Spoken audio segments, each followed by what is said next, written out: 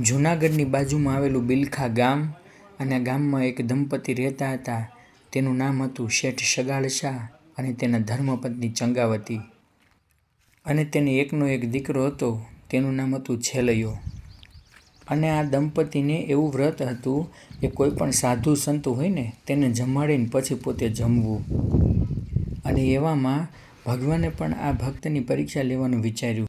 ત્યારે 8 દિવસ સુધી મુશળધાર વરસાદ પડે છે અને કોઈ સાધુ મહાત્મા પોતાને ત્યાં જમવા આવતું નથી અને તે બંને જણાને 8 દિવસના ઉપવાસ થાય છે.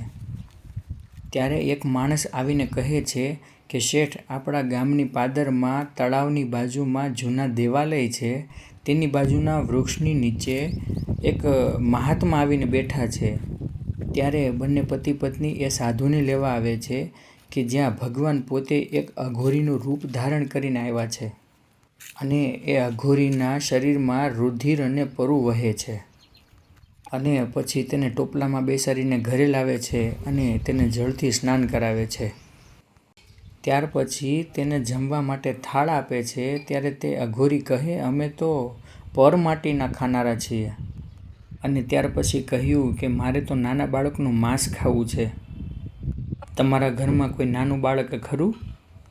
ત્યારે શેઠ સગાળ શાહે કીધું, હા, મારે એકનો એક દીકરો જેનું નામ છેલૈયો છે. ત્યારે સંત મહાત્મા કહે, હા, મારે તેનું જ માંસ ખાવું છે. ત્યાર પછી તેના એકના એક દીકરા છેલૈયાનું માથું કાપીને તેને ખાંડણીયામાં ખાંડ્યું. અને પછી તે સાધુ મહાત્માને જમવા આપ્યું ને ત્યારે તેણે એવું કહ્યું કે તમારે હવે કોઈ દીકરો છે? ત્યારે તેમણે કહ્યું કે ના, મારે એકનો એક દીકરો હતો જે તમને જમવા માટે આપ્યો. ત્યાં તો ભગવાને બીજી પરીક્ષા કરી, તો હવે તમે વાંજ્યા કહેવાય ને, તો મારે વાંજ્યાના ઘરનું ન ખપે. અને પછી તો એ ચંગાવતીને એ મેણું સહન ન થયું. ત્યારે એવું કહ્યું કે મારા પેટમાં 5 મહિનાનું બાળક છે ને તે હું પેટ ચીરીને બહાર રાખીશ અને તમે જમશો ને ત્યાં સુધી હું જીવાડીશ. અને ત્યાં તો ભગવાન વિષ્ણુ તેના અસલ રૂપમાં આવી ગયા અને તે દંપતીને માગવાનું કહ્યું કે હું તમારા ઉપર પ્રસન્ન થયો છું, કંઈક માગો.